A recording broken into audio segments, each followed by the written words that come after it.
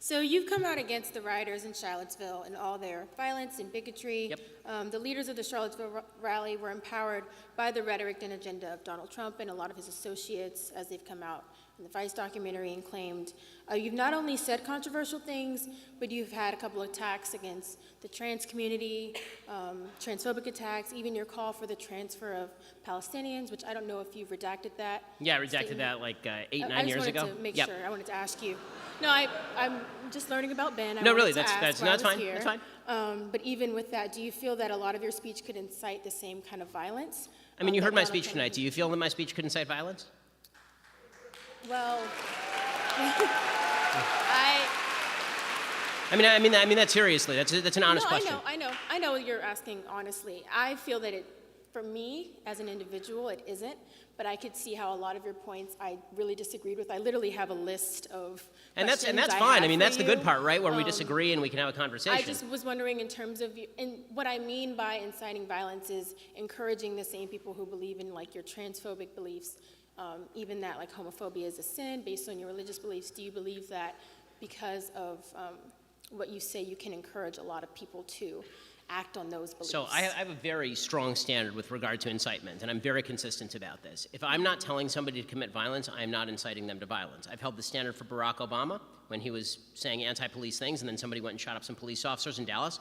I said that's not Barack Obama's fault. When a Bernie Sanders supporter went and shot up a congressional baseball game, I said that's not Bernie Sanders' fault because Bernie Sanders wasn't calling for that.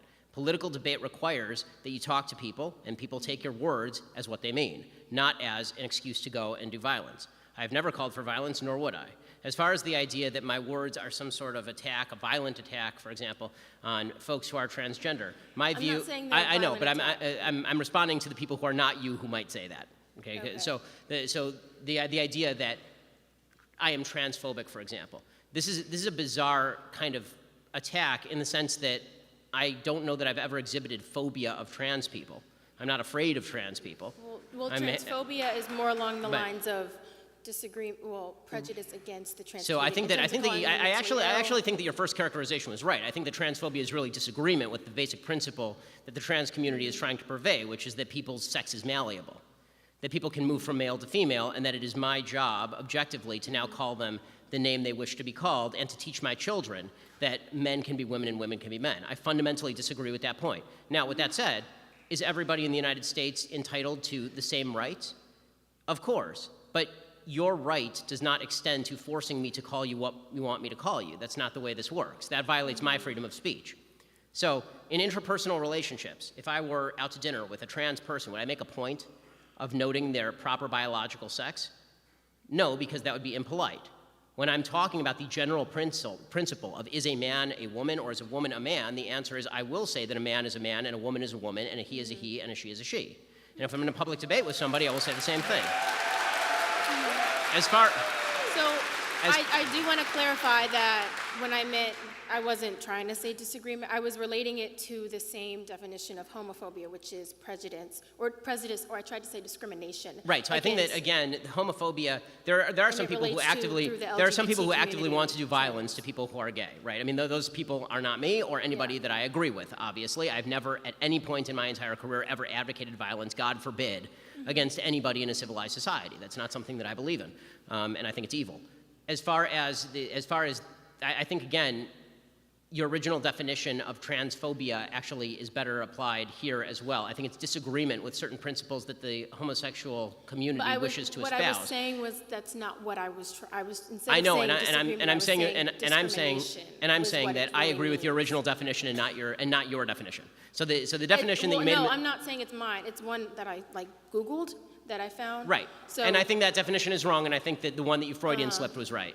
Is what I'm saying. So I'm saying based on the institution of, I don't want to say the institution of Google because that's an extremely general thing to say, but in terms of as soon as you search transphobia, homophobia, this is what comes up. Right, and I think. Do you feel like even though you're disagreeing with transphobia, with the trans community, which I believe we all have our own disagreements, I'm asking, do you feel that the fact that with your disagreement, you're inherently, through the institutions that have provided these definitions, discriminating against trans community. And thus encouraging other people Right. to follow. So I know here's it's a what. long so, question, but I right. had to That's fine. encapsulate a lot of So things. here's what I'm saying. I disagree with either their definition is wrong or it's overly broad in its application. Okay. So if the idea is that if I say a man is a man and a woman is a woman is inherently transphobic, that's not discrimination, that's disagreement. If they say that's discrimination, they're overly applying their own I label. think when you say like they're mentally ill, like that Well, gives off. I have said, and I will continue to maintain, that gender dysphoria or gender identity disorder, whichever DSM you choose to use, is a mental illness. That is,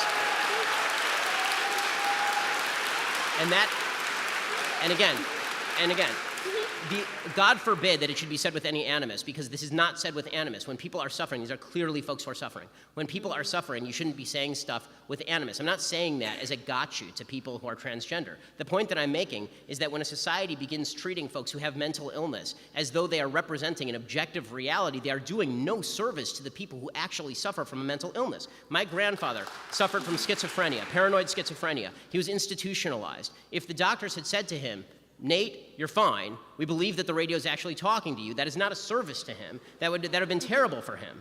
Right? They put him in an institution. They gave him lithium, and it helped. Now, I'm not saying there's even a great solution for folks who have gender identity disorder or gender dysphoria, because the solutions that I've seen, including transgender surgery, are not intensely effective from all the studies that I've seen. It's a tragic, tragic situation. But the solution is not to redefine as a society what sex means along anti-biological lines. As far as the homophobia point, it's my own religious belief about the sinful nature of particular people's behavior should have no impact on how you act in a free country or how you think. It's a free country. Do what the hell you want. Right? There's religious ben, which is what I think is sinful, which is Jews who violate Sabbath, right? Jews who eat shellfish. Right? There's a lot of things that we think are sinful in Judaism. Right? And then there's the stuff where do what you want because it's a free country. I think people do a lot of sinful stuff all the time, and I'm not calling them on it. Right? I think the people who are living together outside of marriage are sinning according to my traditional religious beliefs. It's a free country. Do what you want. So when people say homophobia, I think what they are doing is saying you disagree with me. I've never called for violence, and not only that, I'm in favor of legalization of same-sex marriage in the sense I want the government completely out of marriage, right? I don't want the government in the marriage business at all. So it's very... So I think that what bothers me is when folks assume that a disagreement means that they can ascribe animus, anger, hatred, wish for violence to me. Which is what a lot of the Charlottesville rioters were doing. Well, the Charlottesville rioters were garbage people. I mean, I did 2 full episodes on how I know. garbage the Charlottesville rioters I mean, were. this has been really great, actually, to have this dialogue. But I think I was the #1 target of the alt-right in 2016, according to the Anti-Defamation League. I looked you up. I Yeah. know.